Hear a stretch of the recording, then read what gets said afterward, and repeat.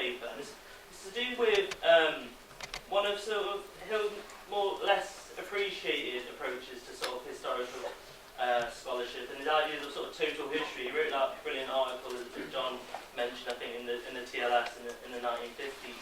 And I thought possibly John or Anne could possibly expand on how sort of he'll try to sort of approach his history in a sort of interconnected sort of way, which sort of seemingly fell apart in the 70s with sort of moving towards revisionism. Well, I think what we don't have, perhaps we've got speakers today, is literary scholars. And I mean, you know, if I put it, there's a long article on Clarissa Harlow and her times, and this book you should all read. And the Milton book, which is, you know, was widely, you know, was criticised, famously criticised, but it's been very, very influential. I think some of it now, not the Milton, I think Milton, but some of the science stuff seems to me to be too bourgeois determinist.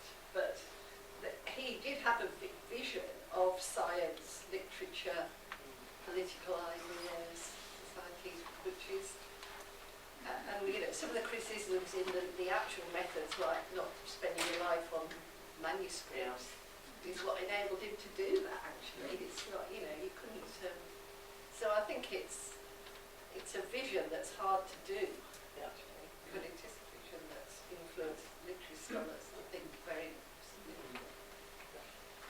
Yeah, I think the really important thing to take away from this is that there's a kind of impoverished version of history from below that's kind of escaped into the sort of into the atmosphere, which is kind of, well, it's true enough as far as it goes, which is, you know, there's a lot of history of kings and queens and the upper classes, and what we really need to do is to recover the history of ordinary people and of radicalism and so forth and so on.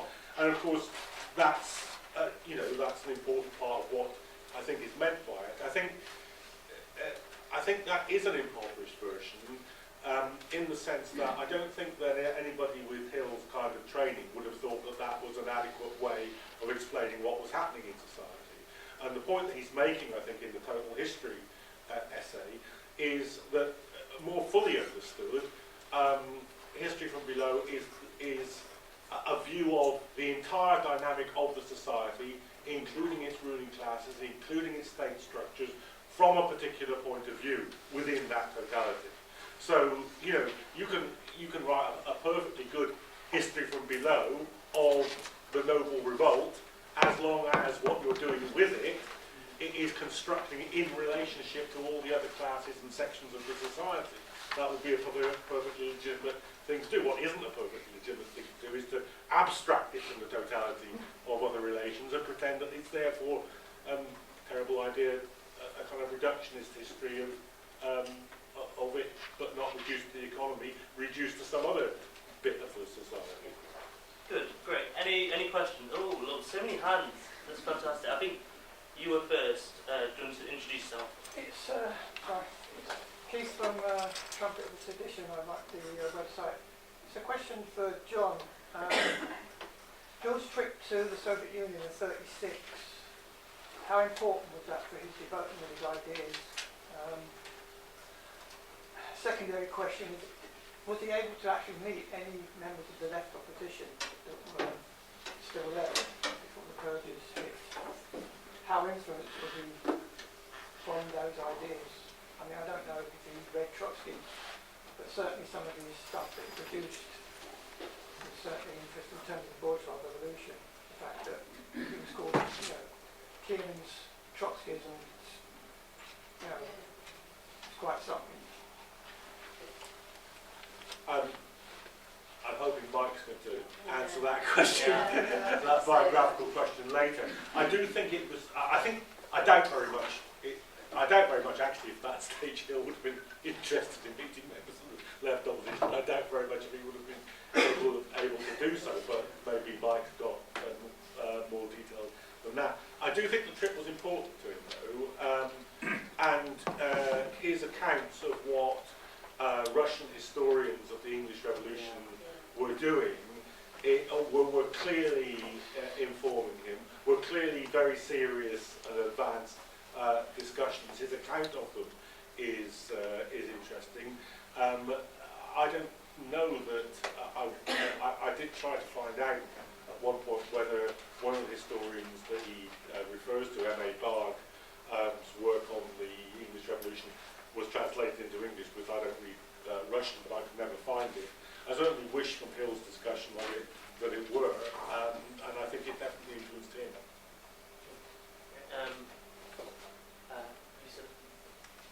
Yeah, it sort of follows on from that. You know, he went to Russia. Oh, sorry, Richard Turner. And he does seem to have picked up some idea about how agrarian economy can be linked in with revolution from his trip to Russia. But my question related to that is, how can we think of the English Revolution as having consequences for the agrarian economy? Usually is argued that you have no more obstruction to enclosure after that. I imagine that would have been a large part of his view, but other things.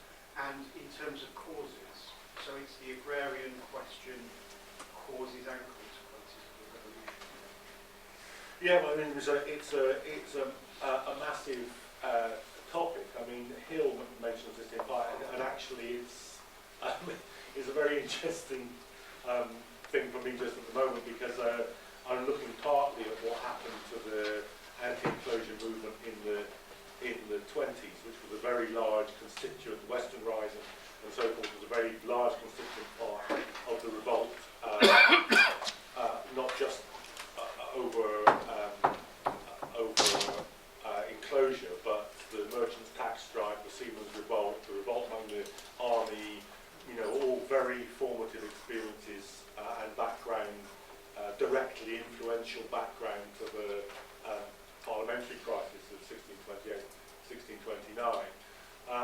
What's interesting is, for me, that nearly all those questions get carried over directly as unfinished business into the long Parliament, except the enclosure question.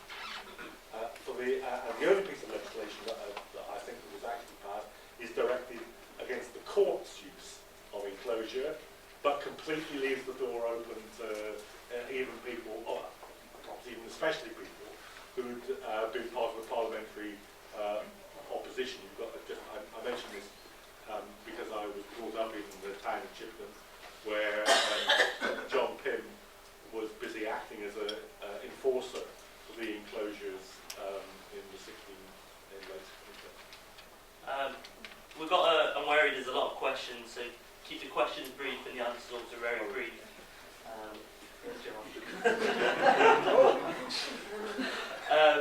So Penny, then Becca, then Nora, then Dave. So Penny. Yep. Penny Caulfield, returning to my own hat. Christopher would have loved these very eloquent discussions of his point of view. I just sent back one thing that we ought to factor into his worldview, and that is his legacy of radical Methodism. And I do stress radical Methodism and the influence of T.S. Gregory. We are all one in the eyes of the Lord. Christopher believed in the universal brotherhood and sisterhood of everyone, and that did affect his Marxism as well as his history. But anyway, Mike's going to talk more about that later, but just throw that in. Yes, absolutely. And you've written a really good post on Versa, which delves really into that as well. Okay, Becca. Hi, Becca. So my question is more for Rachel, I think. So I was really interested in the way you talked about the expansion into informed citizenry. I was wondering how successful that was. Did it expand it? Did it just target the informed citizenry that was already there? Because it seems quite an exclusive method. Yeah, I was thinking earlier on where there were references to kind of these people who failed and had no followers whatsoever. There's a bit of a similar story, I'm afraid. So Harrington in particular is really concerned about, in Oceana, about how he presents this to people, and he's clearly trying to engage the imagination. He's adopting all these methods. He keeps publishing, so that's 1656, he's still publishing into 1659, 1660. And what you see in a lot of those works is his clear sense that what he was attempting to do was completely misunderstood, and his kind of engagement with people had failed.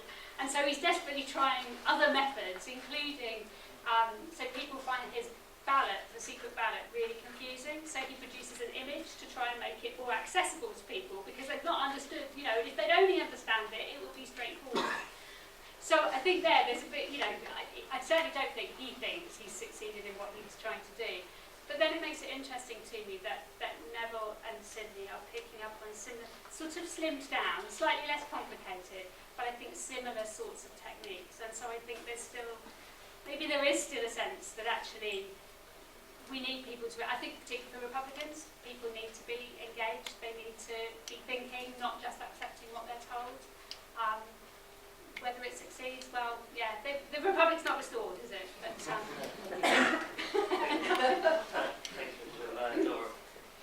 And there's one question for John and for Laura, sort of.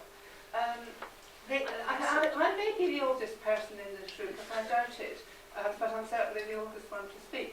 What I read in my first year as an undergraduate was the Century of Revolution. And I had been teaching English history for 7 years when The World Turned Upside Down came out. And the contrast between those two books is absolutely amazing. It is kind of bridged by reading Puritanism and Revolution.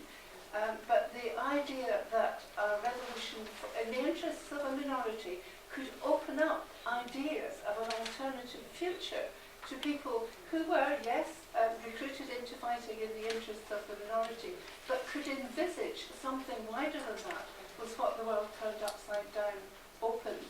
And yes, there is a bit of doxology to this as well, because actually in the Anti-Dueling in 1878, Engels had said that every bourgeois revolution has within it the seeds of a future revolution, both in the English Revolution and the levellers in the English Revolution. If John wants a justification from a text, Marx and Engels are like the Bible. You can prove anything you like. Open it at a random page. However, what I want to say to Laura is that and I'm sorry, because it's a different subject, I can't quite align whose testament it was, but I was looking at a testament from Scotland under the Protectorate. It was signed off at the Commissary Court by a minor Cromwellian English officer, a military man in charge of the network of commissary courts in Scotland. He is findable in Malcolm Franklin's list of officers of the New Model Army, but he's a person of no particular military or political note.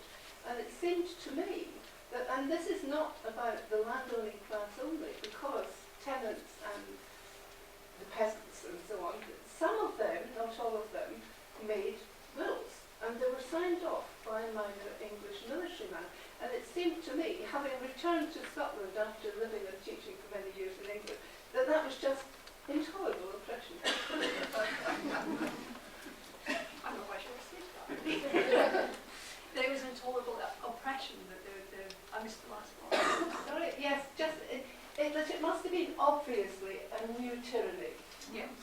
Yes, I think I've written somewhere in one of my PBO moments that this is government by garrison, and to give this a little bit of context, in the 1970s and 1980s, Scottish historians were saying that being occupied wasn't that great, but at least the English turned up with proper legal systems and they stopped burning witches, and those concepts of liberty were taken into Scotland in a way these historians are arguing would never have been possible under a feudal structural hierarchy and a very oppressive church. And for me, coming to that literature in the 1990s, I find that extraordinary because it is ultimately an English New Model Army coming up, forcing liberties on people at the point of a pike. It's not unique in history either. It's not unique in history, but then that made me, I'm sure this is not a very defined point for people in this audience, but it did fascinate me that seemingly we think by personal intervention of Oliver Cromwell, he is the one that says, no, do not treat Scotland like a province. We will extend liberties unto Scotland. We will have a consensual union where people get to vote on whether they want to join it. But what that does in terms of our thinking about what the English think that they've done after the Battle of Dunbar is the intriguing bit.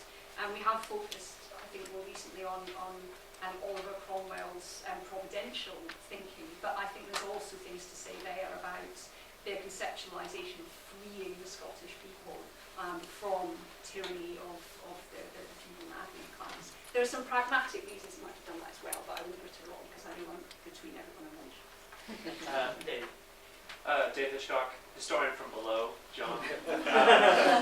Of poverty, but yeah, my question's to Laura actually, and it is about the poor oppressed commons that you mentioned briefly, which predictably fascinated me. And I was wondering if you could tell us a bit more about what version of the oppressed commons is being invented in that treatise, and whether it is a particular sort of deliberately selected slice of this, of the sort of Scottish commons, which the English are riding to the rescue of, whether that's constitutionally or in terms of the liberties that are going to be extended to them, or whether it's more of a slightly sort of proto-imperial formulation of the Scottish people. You sort of see this in Ireland, right? Like when they're sort of riding to, they're not going to actually go ride to the rescue of Irish Catholics, but there's this notion that if we Protestantize them and settle them and sort of civilize them, that this will be better for them in the long run. And you see this with Cromwell as well, right? And so I was just wondering which version of the Scottish Commons this is, and whether you think this is sort of an English invention or whether this is a genuine sort of interior Scottish thing. Yes, so I'm going to start with that last bit first, and then I'll do the rambling bit in a minute. So I don't think it needs to be one or the other. And when Stevenson was unpacking the poor oppressed commons, I mean, the way that it's written is quite startling in comparison. If you look at Scottish petition materials, parliaments, or anything like that, it moves quite startling in the way that it's written.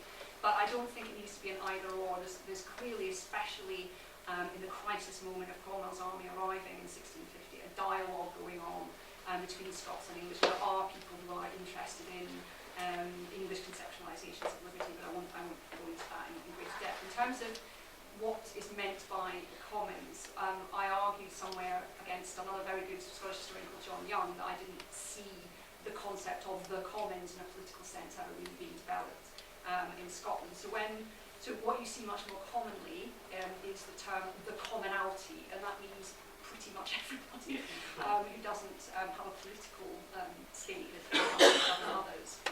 What you see in the later part of the 1640s, and again there's a legacy here stretching back into the 16th century, are Kirkmen trying to impress on the nobility. You need to start taking responsibility for the huge financial oppressions that are now beginning to affect the poor.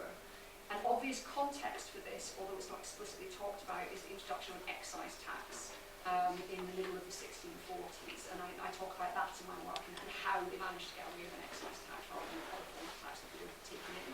So there is an acute consciousness in what you could argue remains a pretty paternalistic society, that the ordinary tenantry are now being affected by incredibly high food prices and the effects of very, very heavy taxation. We can start talking about credit and debt as well.